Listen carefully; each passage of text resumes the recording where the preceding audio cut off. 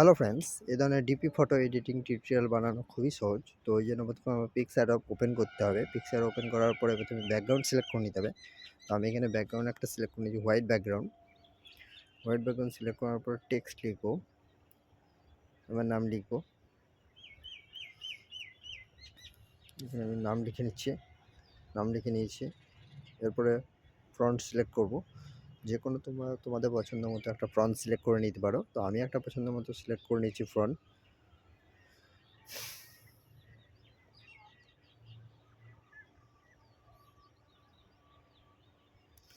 বন্ধুরা, আমি একটা ফটো সিলেক্ট করে নিয়েছি। এরপরে ফটোটাকে একটু বোল্ড করব, টেক্সটটাকে।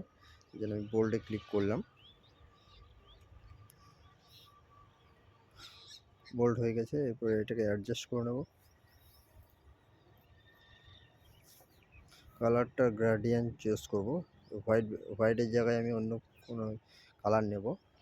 তো দেখো, আমি এই কালারটা নিচ্ছি। তো তোমরা তোমাদের পছন্দ মতো যে কোনো একটা কালার নিতে পারো, তোমাদের ভালো লাগার মতো। আমি এটা নিচ্ছি।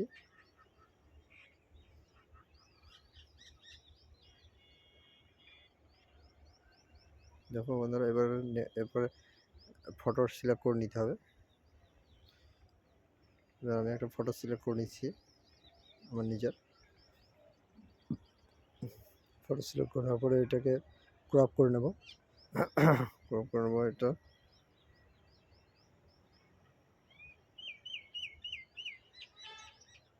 ক্রপ করে নিলাম। এরপরে ব্যাকগ্রাউন্ড রিমুভ করে দেবো। রিমুভ করে দিয়েছি ব্যাকগ্রাউন্ড। এরপরে এটাকে অ্যাডজাস্ট করে টেক্সটের উপরে দিয়ে দেবো।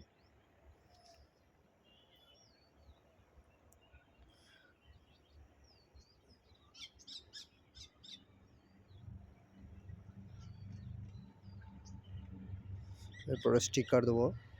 স্টিকারে গিয়ে সার্চ করব সানলাইট।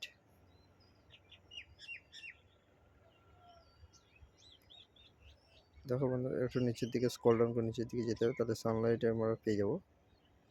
এখানে বিভিন্ন ধরনের সানলাইট আছে। তো আমি একটা সানলাইট চুজ করে নেব। আমি এটা চুজ করে নিচ্ছি। এরপর ব্লেন্ডে গিয়ে স্ক্রিন। এরপরে এই সানলাইটটাকে পিকচারের নিচে নিয়ে যেতে হবে, টেক্সটের উপরে দিতে হবে, যাতে টেক্সটটা হাইলাইট হয়। লাইট টেক্সটের উপরে লাইট পড়ে। দেখো বন্ধুরা,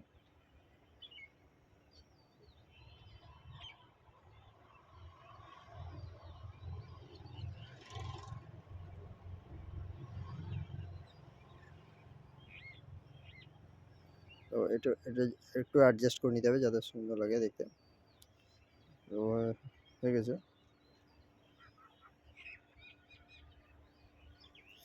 এরপরে স্টিকারে গিয়ে আবার লিখতে হবে এখানে শ্যাডো ভিগনেট। তো এখানে বিভিন্ন ধরনের ভিগনেট আছে। আচ্ছা, তোমরা তোমাদের পছন্দ মতো যে কোনো একটা নিতে পারো। তো আমি একটা পছন্দ চুজ করে নিচ্ছি। পুরো ফটোটাকে কভার করে দেবো।